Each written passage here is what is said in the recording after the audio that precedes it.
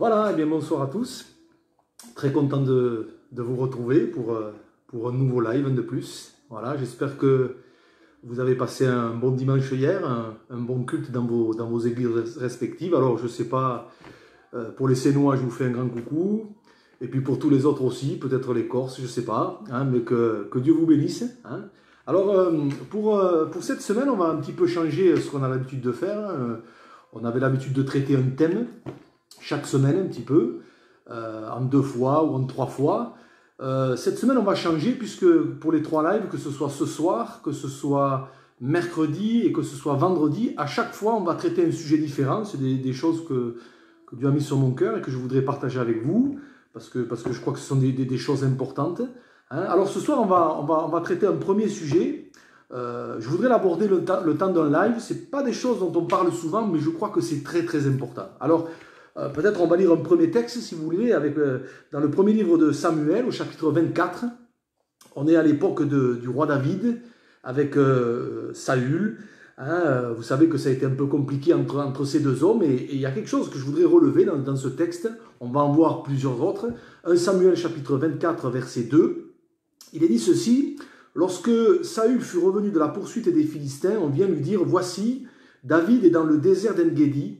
Saül prit 3000 hommes d'élite sur tout Israël et il alla chercher David et ses gens jusque sur les rochers des boucs sauvages. Il arriva à des parcs de brebis qui étaient près du chemin, et là se trouvait une caverne où il entra pour se couvrir les pieds. David et ses gens étaient au fond de la caverne. Les gens de David lui dirent: voici le jour où l'Éternel te dit: je livre ton ennemi entre tes mains, traite-le comme bon te semblera. David se leva et coupa doucement le pan du manteau de Saül. Après cela, le cœur lui battit parce qu'il avait coupé le pan du manteau de Saül et dit à ses gens: que l'Éternel me garde de commettre contre mon Seigneur, loin de l'Éternel, une action telle que de porter ma main sur lui, car il est loin de l'Éternel. Par ces paroles, David arrêta ses gens et les empêcha de se jeter sur Saül. Puis Saül se leva pour sortir de la caverne et continua son chemin. Amen.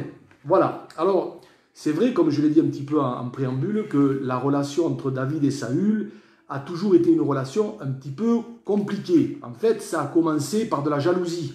On ne va pas lire tous ces textes, mais vous vous rappelez, quand David revenait d'une bataille, la Bible dit que Dieu le faisait réussir partout où il allait, et puis au retour d'une bataille, devant la victoire, les femmes sont sorties, ont chanté: David a tué ses 10 000 et Saül ses 1000. Et à partir de là, Saül a nourri de la jalousie vis-à-vis de David et les relations avec lui ont été compliquées. Et ici, dans ce texte, alors que Saül cherche à tuer David, le considère comme un ennemi, la situation se retourne. Et voilà que Saül se retrouve entre les mains de David dans une caverne. Je passe sur beaucoup de détails. Et ce que je voudrais relever, parce que c'est ça qui m'intéresse ce soir pour nous, qui va nous servir d'introduction, c'est ce qui se passe au verset 5. Quand les hommes de David vont lui dire quelque chose de bien particulier, je ne sais pas si vous avez fait attention, ils vont lui dire: voici le jour où l'Éternel te dit, écoutez bien, où l'Éternel te dit, je livre ton ennemi entre tes mains, traite-le comme bon te semblera. Je me dis, heureusement que David n'a pas fait ce que ces hommes lui disaient. Et ce qui m'interpelle, c'est que ils vont dire ça sous le couvert de Dieu. Vous avez noté, ils font dire à Dieu des choses qu'il n'a pas dites. Alors que Dieu ait permis cette situation pour voir comment David allait réagir, ok. Mais vous avez remarqué ce qu'ils lui disent, hein, l'Éternel te dit, hein, traite-le comme bon te semblera. Ça, Dieu ne lui a jamais dit. Ça, c'était pas Dieu qui avait dit cette parole. Et vous voyez, on touche là à quelque chose d'extrêmement important sur lequel je voudrais m'arrêter ce soir. Ce sont toutes ces paroles qu'on fait dire à Dieu et qu'il n'a jamais dites. Et ça, je crois que c'est un sujet extrêmement important.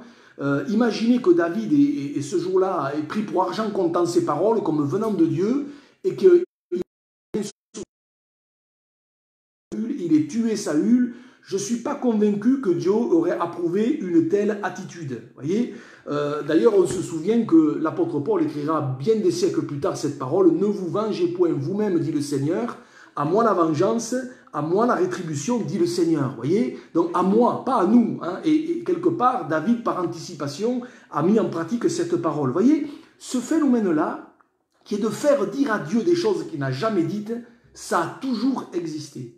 Et je crois que c'est important d'y mettre le doigt dessus pour qu'on soit extrêmement prudent. Que de fois où, dans l'exercice du ministère, des gens, des chrétiens, des frères et des sœurs, et le plus sincèrement du monde, sont venus me trouver en me disant « Dieu m'a dit », ou « Dieu m'a montré », ou « Dieu m'a parlé », ou « j'ai eu un songe », vous voyez, et devant ce qu'il me disait, franchement, j'étais plus que circonspect. Voyez, donc c'est pour ça que je crois que c'est important de traiter un tel sujet, d'y réfléchir et de se laisser diriger par la parole de Dieu. Parce que ce phénomène-là, de faire dire à Dieu des choses qu'il n'a jamais dites, malheureusement, vous le retrouvez dans toute la parole de Dieu. Et je voudrais vous montrer que ce n'est pas simplement Cyril qui le dit, mais c'est la Bible, c'est la parole de Dieu. Et qu'à toutes les époques, vous avez ce qu'on trouve dans la Bible des faux prophètes.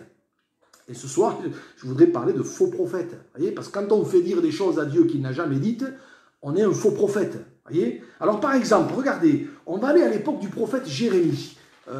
Pendant le temps de confinement, j'ai lu et relu le livre du prophète Jérémie. Et il y a quand même des choses assez intéressantes qu'on retrouve encore aujourd'hui. Par exemple, regardez, au chapitre 23, Jérémie, chapitre 23, alors on va lire ces textes, peut-être vous les relirez à la maison, à tête reposée, et vous allez voir quand même, c'est assez parlant. Regardez, Jérémie 23, à partir du verset 16, il est dit ceci, Jérémie 23, verset 16, car c'est un petit peu plus haut, je prends un petit peu plus haut, verset 15, car c'est par les prophètes de Jérusalem que l'impiété s'est répandue dans tout le pays, rendez-vous compte. Et regardez, ainsi parle l'Éternel des armées, n'écoutez pas les paroles des prophètes qui vous prophétisent, ils vous entraînent à des choses de néant. Écoutez bien, ils disent les visions de leur cœur, et non ce qui vient de la bouche de l'Éternel. Ils disent à ceux qui me méprisent, l'Éternel a dit, vous voyez, on y revient, l'Éternel a dit, vous aurez la paix. Et ils disent à tous ceux qui suivent les penchants de leur cœur, il ne vous arrivera aucun mal. Qui donc a assisté au conseil de l'Éternel pour voir, pour écouter sa parole? Qui a prêté l'oreille à sa parole? Qui l'a entendu? On va un petit peu plus loin, verset 21. Je n'ai point envoyé ces prophètes et ils ont couru. Je ne leur ai point parlé et ils ont prophétisé. S'ils avaient assisté à mon conseil, ils auraient dû faire entendre mes paroles à mon peuple et les faire revenir de leur mauvaise voie, de la méchanceté de leur action. Et un petit peu plus loin, verset 31, regardez, il est dit, voici, dit l'Éternel, j'en veux aux prophètes qui prennent leur propre parole et la donnent pour ma parole. Voici, dit l'Éternel, j'en veux à ceux qui prophétisent des songes faux, qui les racontent et qui égarent mon peuple par leurs mensonges et par leur témérité.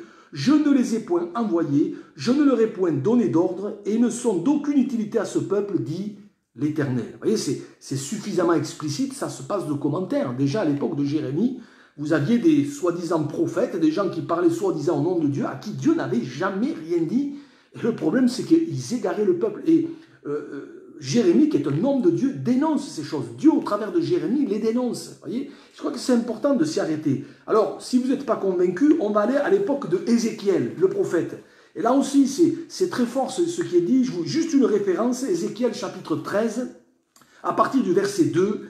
Et vous allez voir, ça parle tout seul. Il est dit ceci, « Fils de l'homme, prophétise contre les prophètes d'Israël qui prophétisent, et dis à ceux qui prophétisent selon leur propre cœur. » Voyez, écoutez la parole de l'Éternel. Ainsi parle le Seigneur l'Éternel. Malheur aux prophètes insensés qui suivent leur propre esprit et qui ne voient rien. Tels des renards au milieu des ruines, tels sont tes prophètes, ô Israël. Vous n'êtes pas montés devant les brèches. Vous n'avez pas entouré d'un mur la maison d'Israël pour demeurer ferme dans le combat au jour de l'Éternel. Leurs visions sont vaines et leurs oracles menteurs.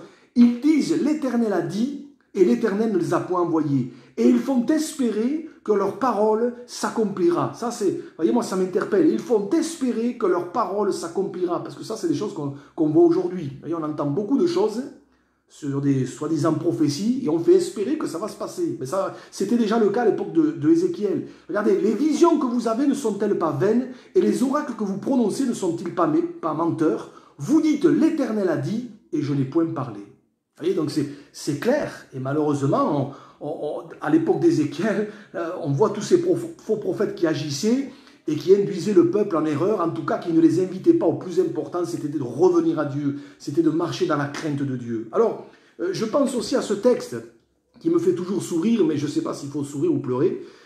Dans le premier livre des rois, au chapitre 22, le roi Akab, qui était entouré d'une ribambelle de prophètes, qui lui disaient tout ce qu'il avait envie d'entendre, Et heureusement, et vous le lirez, qu'il y avait un autre homme de Dieu, un autre roi, Josaphat, qui lui a été un roi qui quand même a marché avec Dieu, et qui à un moment donné, devant tous ces faux prophètes, va dire, mais n'y a-t-il plus ici aucun prophète de l'Éternel par qui nous puissions le consulter?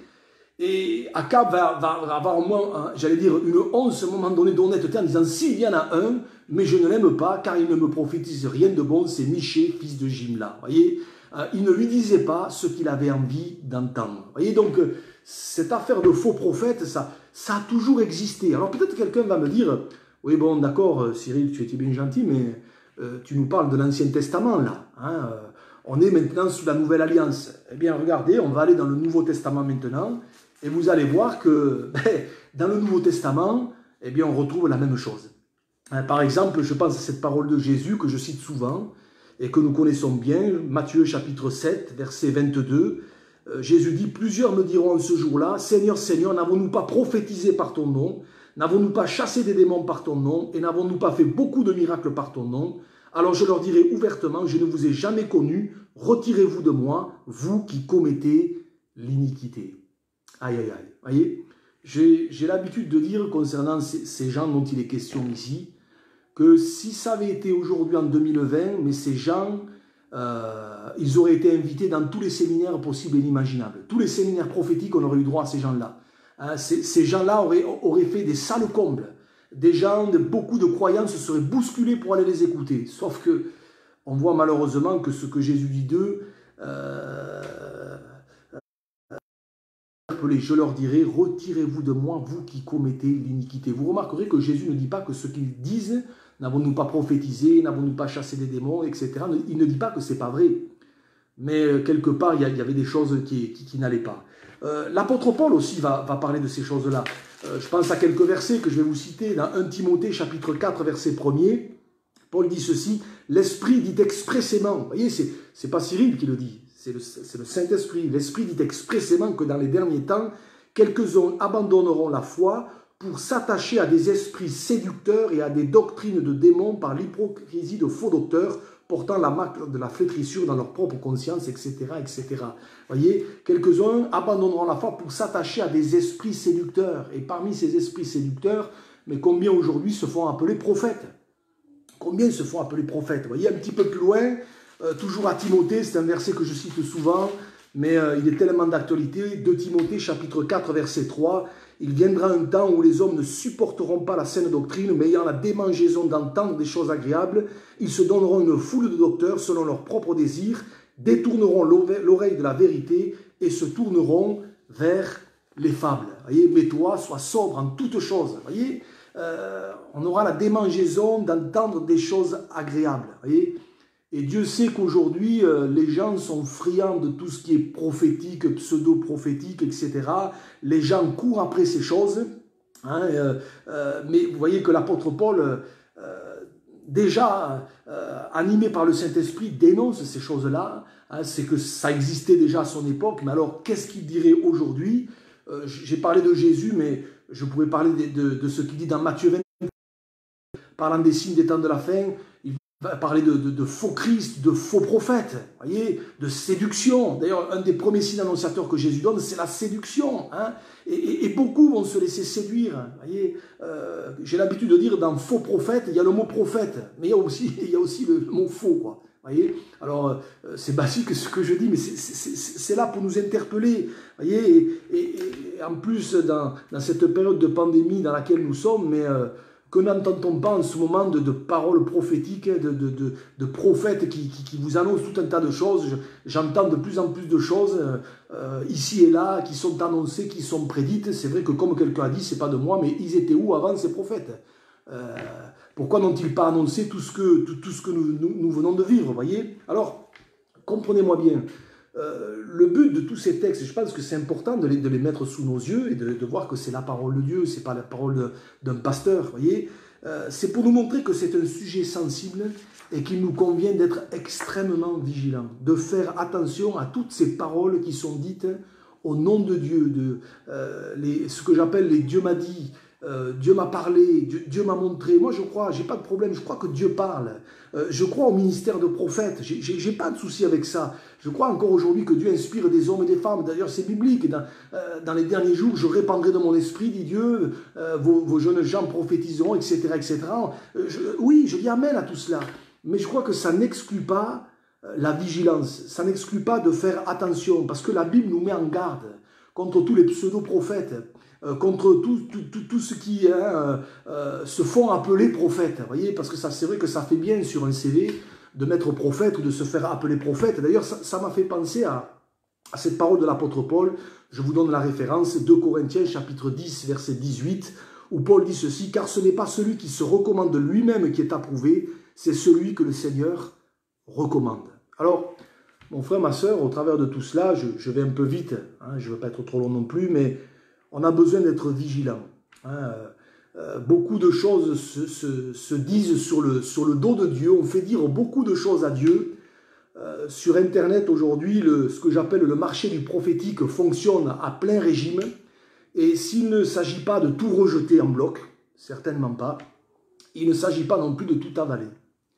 Et c'est là qu'il nous faut être extrêmement prudent. Et je dis ça parce que combien j'ai rencontré parfois de gens, et peut-être vous aussi, qui aujourd'hui, sur le plan spirituel, sont dans les décors, ou sont blessés, ou sont meurtris, parce qu'un jour, dans une réunion, ou dans un séminaire où on les avait amenés, etc., hein, des prophètes leur ont dit des choses de la part de Dieu, ont prophétisé des choses sur eux, et puis ces choses qui les ont fait espérer, ces choses qui venaient comme soi-disant de Dieu, ne se sont jamais réalisées, ne se sont jamais accomplies. Pourquoi? Parce que Dieu n'avait rien dit, parce que ça ne venait pas de Dieu. Mais aujourd'hui, ces gens, ils sont blessés, ils sont meurtris, ils sont pour certains dans les décors sur le plan spirituel, et ça fait tellement de dégâts. C'est pour ça que quelque part, on a besoin d'être extrêmement vigilants, et c'est le but de ce message ce soir. Soyons vigilants, voyez, tout ce qui a la couleur de l'évangile, tout ce qui a le goût de l'évangile, même si c'est bien empaqueté, même si le package, le papier cadeau est beau, il y a du brillant, c'est bien dit, c'est bien amené, soyons vigilants. Soyons vigilants, voyez. Je reviens à David, vous imaginez, c'est le texte qu'on a lu à l'introduction, vous imaginez si David avait pris les paroles de ces hommes comme argent comptant, l'Éternel te livre ton ennemi entre tes mains, traite-le comme bon te semblera. Et imaginez que David, ce jour-là, prenant ça comme une parole de Dieu, tue Saül. Ben, ça aurait tout simplement montré que finalement David n'était pas meilleur que Saül. C'est tout ce que ça aurait montré. Et qu'à la première occasion, et bien quelque part, il aurait fait ce que Saül voulait faire avec lui. Voyez, et j'aime cette expression, je ne sais pas si vous avez fait attention, David sentit battre son cœur. Voyez, David, c'est un homme qui avait la crainte de Dieu. Et plus que jamais, on a besoin d'être des hommes et des femmes qui vivent comment je vais dire ça, qui vivent avec ce cœur-là, qui sentent battre leur cœur, qui veulent faire la volonté de Dieu, qui ne veulent pas se laisser tromper ou abuser ou amener sur des terrains où Dieu ne veut pas les amener. Je crois que c'est important. Vous savez, si David avait mis fin à la vie de Saül, je ne suis pas convaincu que Dieu aurait continué avec David. Je ne suis pas convaincu. Vous savez, Saül a été mis de côté à un moment donné par Dieu devant ses attitudes. Et je ne suis pas convaincu que si David, à ce moment-là, avait réglé son compte à Saül, je ne suis pas convaincu que Dieu ait continué. Ça n'engage que moi.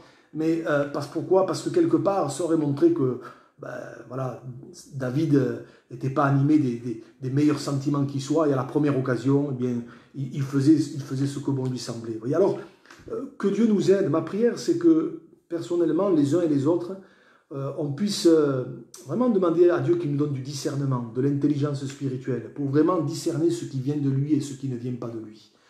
Je crois que c'est important parce que la Bible dit que ses voix ne sont pas nos voix, ses pensées ne sont pas nos pensées, et c'est pour ça qu'on a besoin de faire attention. Et que tout ce qui, soi-disant, vient de Dieu ou Dieu a dit, on doit le passer au tamis de la parole de Dieu. C'est important. Que Dieu nous aide. Ma prière, je la fais pour moi tous les jours, c'est Seigneur, donne-moi du discernement, donne-moi de l'intelligence. C'est important, hein, que Dieu nous aide à être ces brebis, comme dira Jésus, qui entendent sa voix. Mes brebis connaissent ma voix, elles ne suivront pas la voix d'un étranger, hein, elles ne suivront pas la voix du mercenaire. On a besoin d'avoir cette oreille attentive, cette oreille qui discerne la voix du berger et qui discerne celle qui ne vient pas du berger, vous voyez, celle du mercenaire. Et ça, eh bien, quelque part, on a besoin, dans ces temps particuliers que sont les temps de la fin, d'être extrêmement vigilant. D'ailleurs, à ce sujet, et je termine par là, peut-être je vais faire quelque chose que je ne fais pas souvent, mais je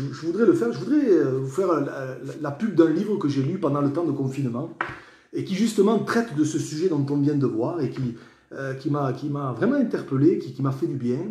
Hein, ce livre s'appelle ceci, « Ainsi parle l'Éternel ». C'est un livre de John Bevere. Je l'ai lu, hein, et je vous encourage vivement à le lire. Vous allez voir, c'est extrêmement intéressant, très équilibré. Hein, et voilà, je le mets devant vous. Hein, vous pouvez le commander, c'est un livre qui est vraiment bon. Hein, personnellement, il m'a fait beaucoup de bien. Hein, et je voudrais que vraiment, le but, c'est que vraiment, ça nous aide à être équilibré, ça nous aide vraiment à rester vraiment dans la parole, hein, et d'être vigilant pour ne pas être entraîné dans des choses qui soi-disant viennent de Dieu, ne le sont pas. Alors que Dieu nous aide. Et je crois que c'est important vraiment d'être vigilant, de ne pas se laisser séduire par tout ce qui viendrait soi-disant de Dieu, ou parce que ça vient d'un tel ou d'un tel. On a besoin de faire attention, de savoir se placer devant Dieu, de savoir discerner ce qui est de Dieu comme ce qui ne l'est pas. Et ça passe par une communion personnelle avec Dieu. Et rien ne remplacera la communion personnelle avec Dieu. Alors, j'espère que ces quelques pensées puissent vous éclairer, puissent vous aider.